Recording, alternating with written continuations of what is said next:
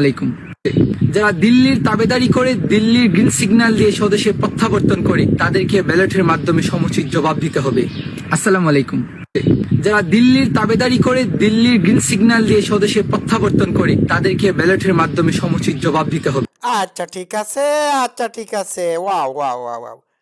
দিল্লি না ঢাকা, ঢাকা বলে স্লোগান দিলি, তো এখন দিল্লিতে গিয়ে তুই ধরা খেলি কেন? দেখাই দর্শক শ্রোতারা, একটু দেখতে থাকুন।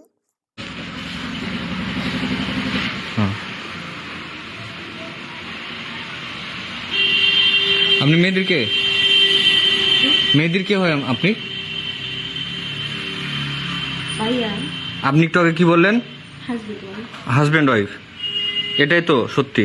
কন্ট্যাক্ট ম্যারেজ করেছেন? সত্যি কথা বলবেন। আপনার মাস্ক খুলুন।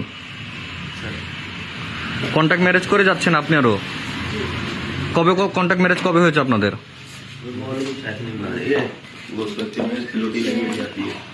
3-4 দিন আগে। তাহলে 5-6 মাস। আচ্ছা দর্শক শ্রোতারা, আমি একটু থামলাম, আমি বেশি দেখাবো না। হবিগঞ্জের পুলিশ তাকারি মাহদি ছেলেটা কি করেছে? তার চেয়ে 8 বছরের বড় একটি মহিলাকে কন্ট্রাক্ট ম্যারেজ করে দিল্লিতে পালিয়েছে। তো আমার কথা হলো, মাহদি কি একাই পুলিশ হত্যার দায়ে অভিযুক্ত, নাকি আরো কেউ আছে? এই বিষয়টা নিয়ে আজকে আলোচনা করব। তার আগে আমি আবারও বলি যে মাহদিরা স্লোগান দিয়েছিল দিল্লি না ঢাকা, ঢাকা, এবং তারা এই স্লোগান দিয়ে ভারত বিদ্বেষ মানুষের মনের ভিতর ঢুকিয়ে দিয়ে শেখ হাসিনার পতন ঘটিয়েছিল। ঠিক আছে, ঘটিয়েছিল না? হর হামেশা ভারতের বিরুদ্ধে স্লোগান দেয়। এটি হচ্ছে তাদের রাজনৈতিক স্লোগান, রাজনৈতিক এজেন্ডা, পলিটিক্যাল এজেন্ডা। তারা যতটা না ভারত বিদ্বেষ চড়ায়, ততটা তার চেয়ে বেশি ভারত বিদ্বেষী স্লোগান মানুষের মনের ভিতর পুশ করে দিয়ে তাদের রাজনৈতিক এজেন্ডা বাস্তবায়িত করে। ভারত বিদ্বেষমূলক প্রচারণা যতই চালাক না কেন, তারা কিন্তু শেষ পর্যন্ত আসন্ন বিপদ থেকে বাঁচার জন্য পার্শ্ববর্তী দেশে গিয়ে আশ্রয় নেয়। সেটা বুঝতে পারছেন তো? দিল্লি না ঢাকা, ঢাকা স্লোগান দিল, যে দেওয়ার পরে এখন দিল্লিতে গিয়ে কেন আশ্রয় নিল? আমাকে এটা বুঝাতে হবে। গেল 1। 2 হচ্ছে, সে, আমি যে আগের ভিডিও দেখিয়েছি ওইখানে সে বলেছে যে এরা ভারতে গিয়ে আশ্রয় নেয়, ভারতে পালিয়ে গিয়েছে। এখন ভারতে কে পালালো ভাই?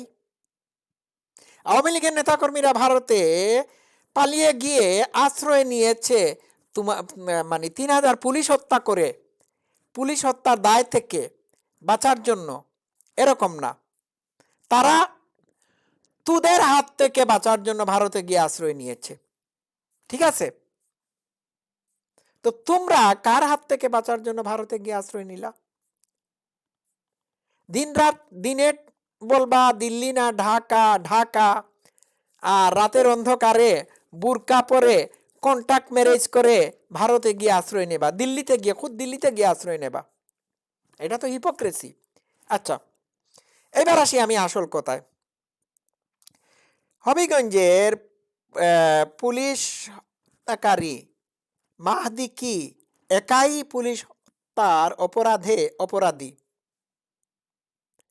তাকে বাংলাদেশের পুলিশ অ্যারেস্ট করার জন্য হন্যে হয়ে খুঁজতেছে, কিন্তু বাংলাদেশের পুলিশ তো তাকে খুঁজবে যে স্পষ্ট স্বীকার করেছে যে সে পুলিশের হত্যাকারী, এই যে হাসিবুল ইসলাম হাসিব। আমি এই ভিডিওটি বারবার, এই ফুটেজটি বারবার দেখাতে হয় কারণ এটি খুবই প্রাসঙ্গিক। এই দাদা তো বাংলাদেশে আছে, এই খুনি তো বাংলাদেশে আছে। দিল্লি থেকে মাহদিকে অ্যারেস্ট করে নিয়ে আসার আগে প্রথমে ঘরের ভিতর যে সাপটি আছে তাকে ধরা উচিত নয় কি? একটু শুনি এই আত্মস্বীকৃত খুনি কি বলে। পুলিশদেরকে না মারা হতো তাহলে এই বিপ্লবটা এত সহজেই অর্জিত হতো না। বিপ্লব বলছি কিংবা গণঅভ্যুত্থান যাই বলেন না কেন, এটা কিন্তু কোনো সাংবিধানিক নিয়ম মেনে হয়নি, কোনো আইন মেনে হয়নি। আইন যদি মানতে যেতাম তাহলে কিন্তু এই বিপ্লবগুলো হতো না। যদি মেট্রো রেলে আগুন না দেওয়া হতো, যদি পুলিশদেরকে না মারা হতো তাহলে এই বিপ্লবটা এত সহজেই অর্জিত। আচ্ছা দর্শক শ্রোতারা, আপনারা শুনেছেন। তাহলে একে কেন অ্যারেস্ট করা হচ্ছে না? মাহাদিকে দিল্লি থেকে ধরে নিয়ে এসে বাংলাদেশে তার বিচার করতে হবে। এটা তো আমি স্বীকার করছি, তার বিচার করতে হবে, কারণ সে দেশের বাইরে চলে গিয়েছে। কিন্তু এরও তো বিচার করা উচিত, বা এদেরও তো বিচার করা উচিত।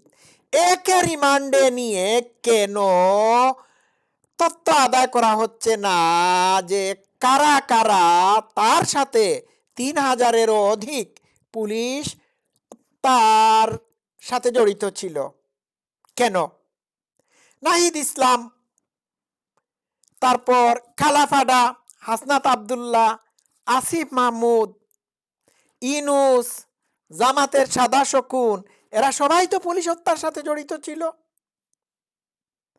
তাহলে মাহাদিকে কেন বলির পাঠা বানানো হবে? এদেরকেও তো অ্যারেস্ট করা উচিত। তারেক জিয়া কি এদেরকে অ্যারেস্ট করতে পারবে? না, তার দলের মানুষও তো পুলিশ হত্যা করেছে। এই যে সিরাজগঞ্জে বিএনপির একজন নেতা স্বীকার করেছে যে সিরাজগঞ্জের 18 জন বোধহয় পুলিশকে তারা হত্যা করেছে। সুতরাং মাহাদি কেন একা বলির পাঠা হবে? আমাকে এটা বুঝান আপনারা। তো শুধু মাহাদি না, এটাও এখন জীবিত আছে। এটি স্বীকার করেছে সে পুলিশ হত্যা করেছে, তাকে কেন অ্যারেস্ট করা হবে না? তাহলে বাংলাদেশে কি দুইটা রুলস, দুইটা ল? একটা সুবিধা মতো কারো উপর অ্যাপ্লাই করা হবে, আর আরেকটা অন্যান্যদের উপর অ্যাপ্লাই করা হবে না, কারণ এরা সরাসরি ক্ষমতার সাথে সংযুক্ত রয়েছে। মাহাদি যেমন আত্মস্বীকৃত পুলিশের খুনি, এই হাসিবুল ইসলাম হাসিবও তো আত্মস্বীকৃত পুলিশের খুনি। তাকে কেন অ্যারেস্ট করা হচ্ছে না? করা উচিত নয় কি? দর্শক শ্রোতারা, এই হচ্ছে আজকের বাংলাদেশ। এখানে এখানে আইন সবার জন্য সমান না।